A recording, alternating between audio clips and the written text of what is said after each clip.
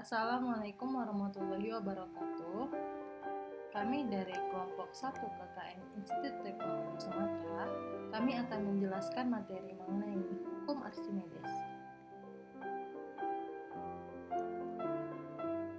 Yang pertama, dimulai dari bunyi hukum Archimedes. Archimedes adalah seorang matematikawan, filsuf, fisikawan, astronom, dan penemu ternama yang berasal dari Yunani.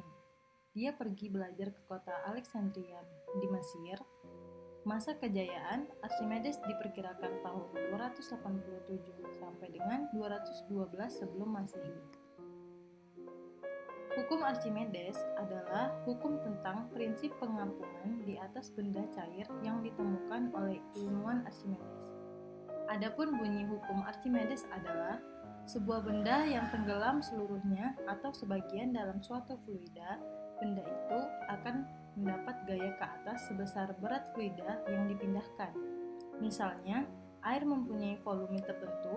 Jika sebuah benda dimasukkan ke dalam air tersebut, maka permukaan air akan terdesak atau naik. Hal ini disebabkan karena adanya gaya ke atas yang disebut gaya Archimedes. Selanjutnya adalah rumus hukum Archimedes. Rumus dari hukum Archimedes adalah di mana FA sama dengan Rho dikali VA dikali G. Penjelasannya, di mana VA adalah gaya ke atas yang dialami benda dengan satuan Newton. Rho A adalah massa jenis zat cair, di mana satuannya adalah kilogram per meter kubik. Sedangkan VA adalah volume air yang terdesak, di mana satuannya adalah meter kubik. Dan G adalah percepatan gravitasi, yang di mana satuannya adalah meter per detik kuadrat.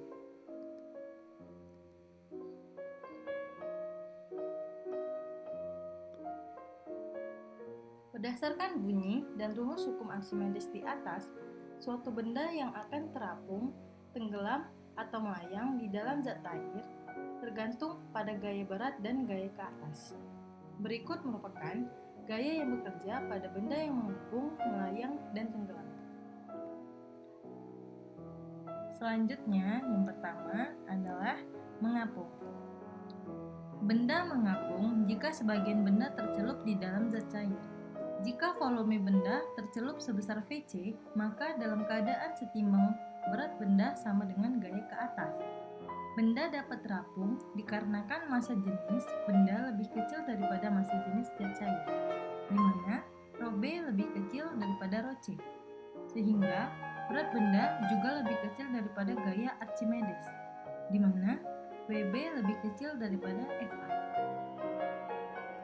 Wg sama dengan Fa, sehingga Mg dikali G sama dengan Rho C dikali G dikali Vc, sehingga Rho dikali Vb dikali G sama dengan Rho C dikali G dikali Vc. Karena Vc lebih kecil daripada Vb, maka Rho B lebih kecil daripada Rho C. Berikut merupakan gambaran bagaimana benda di dalam keadaan mengapung. Selanjutnya yang kedua, ada melayang. Benda dikatakan melayang jika seluruh benda berada di dalam zat cair, tetapi tidak menyentuh dasar zat cair. Benda dapat melayang dikarenakan massa jenis benda sama dengan massa jenis zat cair, di mana Rho B sama dengan Rho C, sehingga berat benda menjadi sama dengan gaya Archimedes, di mana Wb sama dengan Fa. Wg sama dengan Fa, sehingga Mg dikali G sama dengan Rho C dikali G dikali Vc, sehingga Rho B dikali Vb dikali G sama dengan Rho C dikali G dikali Vc. Karena Vc sama dengan Vb, maka Rho B sama dengan Rho C. Berikut merupakan gambaran ketika benda di dalam kondisi melayang. Selanjutnya yang ketiga, ada tenggelam. Benda dikatakan tenggelam jika benda berada di dasar zat cair. Tenggelam adalah keadaan benda yang berada di dasar zat cair. Benda dapat tenggelam dikarenakan massa jenis benda lebih besar daripada massa jenis zat cair, di mana Rho B lebih besar daripada Rho C. Sehingga berat benda juga lebih besar daripada gaya Archimedes, di mana WB lebih besar daripada FA. Berat benda lebih besar daripada gaya ke atas zat cair, di mana WG lebih besar daripada FA, sehingga Rho B dikali VB dikali G lebih besar daripada Rho C dikali G dikali VC. Karena VB lebih besar daripada VC, maka Rho B lebih besar daripada Rho C. Berikut merupakan gambaran di mana benda dalam kondisi tenggelam. Selanjutnya, kita akan membahas contoh soal. Yang pertama, diketahui massa jenis air sebesar 1000 kg per meter kubik dan gravitasi bumi sebesar 9,8 meter per sekon kuadrat. Jika ada benda yang tercelup ke dalam air tersebut dengan volume benda yang tercelup sebesar 20 meter kubik, maka berapakah gaya tekan ke atasnya? Dari soal dapat diketahui bahwa G sebesar 9,8 meter per sekon kuadrat, Rho C sebesar 1000 kg per meter kubik, dan VC sebesar 20 meter kubik. Ditanyakan adalah FA. Mari kita jawab. FA sama dengan Rho C dikali VC dikali G, sehingga 1000 dikali 20 dikali 9,8. Hasilnya adalah 196.000 Newton. Selanjutnya, kita masuk ke contoh soal yang kedua. Sebuah balok es mengapung di atas air. Hitunglah berapa bagian es yang terletak di atas permukaan air. Diketahui Rho S sebesar 920 kg per meter kubik. Rho air sebesar 1000 kg per meter kubik. Yang ditanyakan adalah persenan dari bagian es yang terletak di atas permukaan. Mari kita jawab. F apung sama dengan F berat, di mana Rho air dikali V aksen kali G sama dengan Rho S dikali V dikali G. V aksen per V sama dengan 920 kg per meter kubik dibagi 1000 kg per meter kubik, yang hasilnya adalah 0,9. Maka bagian yang tenggelam adalah 0,9 bagian, maka yang terapung adalah 0,1 bagian atau 10%. Selanjutnya, kita akan masuk ke penerapan hukum Archimedes. Penerapan yang pertama pada hidrometer. Hidrometer merupakan alat untuk mengukur berat jenis atau massa jenis zat cair.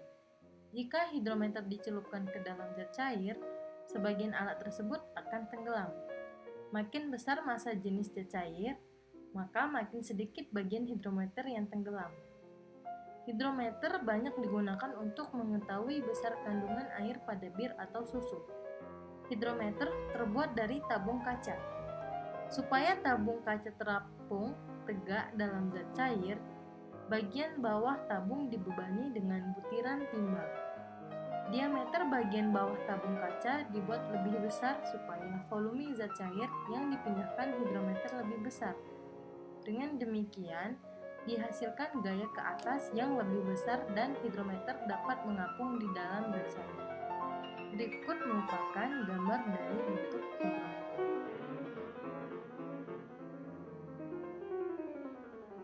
Selanjutnya, penerapan hukum Archimedes yang kedua ada pada kapal laut. Kapal laut terbuat dari besi dan baja, namun tidak tenggelam di laut. Kapal dibuat berbentuk sedemikian sehingga memiliki volume yang besar. Bagian dalam kapal memiliki rongga sehingga tidak menyumbang massa tetapi memperbesar volume. Jadi, kerapatan kapal lebih kecil daripada kerapatan air laut. Kapal laut memiliki kapasitas muatan tertentu atau memiliki batas muatan maksimal. Batas muatan dibuat sedemikian sehingga jika kapal diberi muatan sebesar batas maksimalnya, kapal masih terapung dengan ketinggian tertentu. Berikut merupakan gambaran dari kapal laut. Selanjutnya, yang ketiga adalah pada kapal selam dan galangan. Kapal pada dasarnya, prinsip kerja kapal selam dan galangan kapal sama. Jika kapal akan menyelam, maka air laut dimasukkan ke dalam ruang cadangan sehingga berat kapal bertambah. Pengaturan banyak sedikitnya air laut yang dimasukkan menyebabkan kapal selam dapat menyelam pada kedalaman yang dikehendaki. Jika akan mengapung, maka air laut dikeluarkan dari ruang cadangan. Berdasarkan konsep tekanan hidrostatis, kapal selam mempunyai batasan tertentu dalam menyelam. Jika kapal menyelam terlalu dalam, maka kapal bisa hancur untuk tekanan hidrostatisnya terlalu besar. Untuk memperbaiki kerusakan kapal bagian bawah, digunakan galangan kapal. Jika kapal akan diperbaiki, galangan kapal ditenggelamkan dan kapal dimasukkan. Setelah itu, galangan diapungkan. Galangan ditenggelamkan dan diapungkan dengan cara memasukkan dan mengeluarkan air laut pada ruang cadangan. Berikut merupakan gambaran dari kapal selam. Selanjutnya, masuk ke latihan. Nomor 1. Sepotong tembaga memiliki massa sebesar 100 gram, kemudian dicelupkan ke dalam sebuah wadah yang berisi minyak. Tembaga ini menerima tekanan sebesar 0,09 Newton. Jika massa jenis minyak tanah adalah 0,8 gram per cm kubik, tentukanlah massa jenis tembaga tersebut. Yang kedua, sebutkan bunyi hukum Archimedes. Yang ketiga, diketahui massa jenis air sebesar 1000 kg per meter kubik dan gravitasi bumi sebesar 9,8 meter per sekon kuadrat. Jika ada benda yang tercelup ke dalam air tersebut dengan volume benda yang tercelup sebesar 50 meter kubik, maka berapakah gaya tekan ke atasnya? Nomor 4. Tentukan massa jenis gabus jika 75% volume gabus tercelup ke dalam air dan massa jenis air sebesar 1 gram per cm kubik. Dan yang kelima, massa jenis air laut sebesar 1025 kg per meter kubik. Hitung volume batu yang tercelup ke dalam air laut jika berat air laut dipindahkan oleh batu sebesar 2 Newton. Sekian, terima kasih atas perhatiannya. Assalamualaikum warahmatullahi wabarakatuh.